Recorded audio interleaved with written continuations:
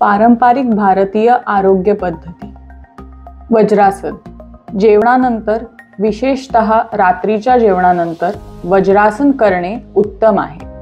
हे योगासन पचनात मदत करते, ब्लोटिंग कमी करते आणि सामान्यपणे नियमित केल्यास संपूर्ण पचन आरोग्य वाढवते.